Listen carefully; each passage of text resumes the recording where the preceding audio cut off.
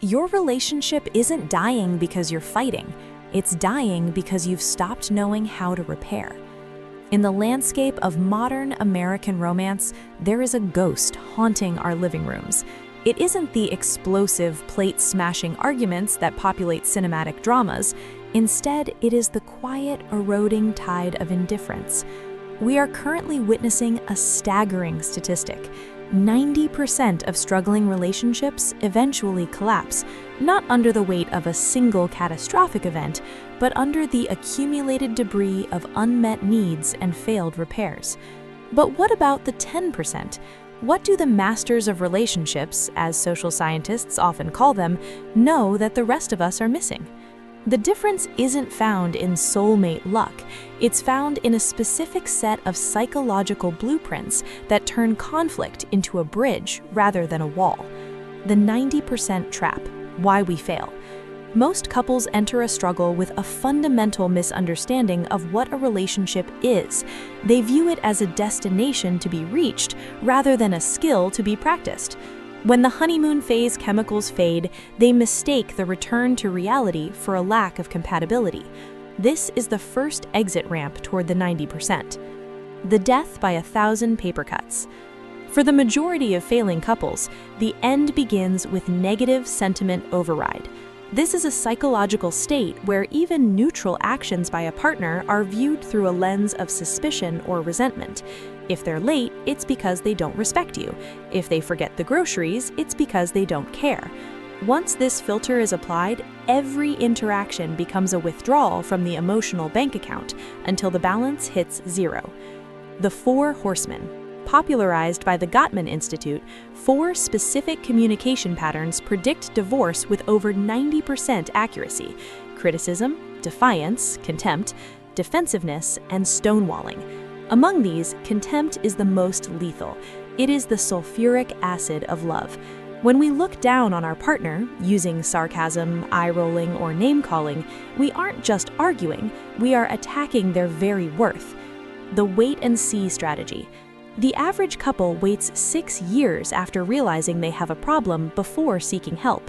In those 6 years, resentment calcifies. By the time they try to fix things, the foundation has already turned to sand. The 90% fail because they treat relationship maintenance as a crisis response rather than a daily habit. The 10% blueprint. How to be the exception. The 10% who survive and thrive aren't people who never fight. In fact, some of the most successful couples argue frequently. The difference lies in how they return to center. Becoming the 10% requires a radical shift in perspective, from me versus you to us versus the problem. The art of the soft startup. The first 3 minutes of a conflict determine how it will end 96% of the time. The 10% understand the soft startup. Instead of saying, "You never help with the dishes, you're so lazy," they say, "I'm feeling overwhelmed with the house chores. Could we talk about a better split?" One is an attack, the other is an invitation. By leading with a feeling and a specific need, they bypass their partner's biological fight or flight response. Turning toward, not away. Every day, partners make bids for connection. It might be as simple as pointing out a bird outside or asking a question about a work project. The 90% often ignore these moments or respond with turning away. The 10% are hyper-aware of these moments. They turn toward their partner, acknowledging the bid. These micro-connections build a reservoir of goodwill that protects the relationship during the inevitable storms. The power of repair attempts. This is the holy grail of the 10%. A repair attempt is any statement or action, silly or physical, that prevents negativity from spiraling out of control. It's the "I'm sorry, I phrased that poorly," or the mid-argument joke that breaks the tension. In struggling relationships, these attempts are made but rejected. In the 10%, these attempts are recognized and accepted, allowing the couple to de-escalate before permanent damage is done.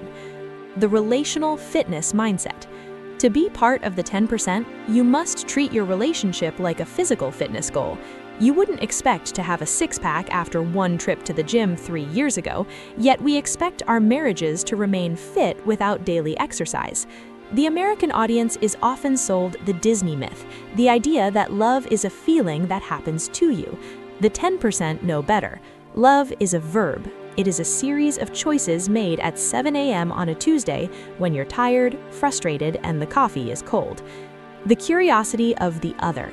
One of the most profound habits of successful couples is maintaining love maps. They remain curious about their partner. They know their current stressors, their greatest hopes, and their evolving dreams.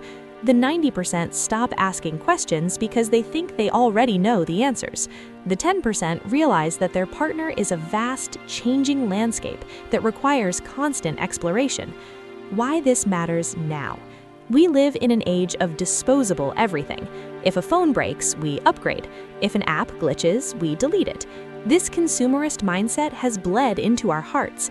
But the 10% realize that the grass is greener where you water it. The tragedy of the 90% is that most of those failures were preventable. They didn't lack love, they lacked the tools to navigate the friction that love inevitably creates. By choosing to be the 10%, you're not just saving a relationship, you're breaking a cycle of generational trauma and proving that intimacy, real, gritty, enduring intimacy, is still possible in a distracted world. Final thoughts. The choice is yours. The transition from the 90% to the 10% begins with a single moment of vulnerability. It starts when one person decides to lower their shield, stop being right, and start being connected. It's a terrifying shift, but it's the only path to a love that lasts a lifetime. If you are ready to stop guessing and start building a relationship that defies the statistics, you've come to the right place. We break down the science of connection every week so you can move from surviving to thriving. Don't let your relationship become a statistic. Subscribe now to join a community dedicated to mastering the art of love and staying in the 10%.